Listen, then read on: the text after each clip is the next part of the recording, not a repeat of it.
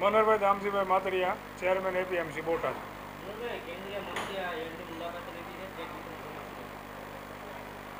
આજે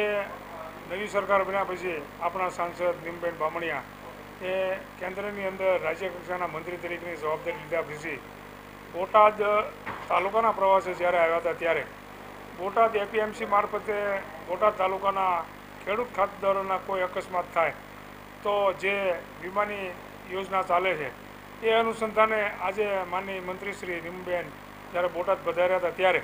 આપણા બોટાદ તાલુકાના 5 ખેડૂતોના અકસ્માતે વીમા મંજૂર થયેલ હતા,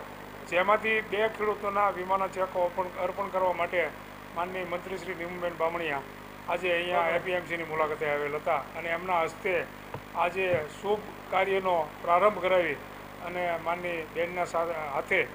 ચેકનું વિતરણ કરવામાં આવેલ છે।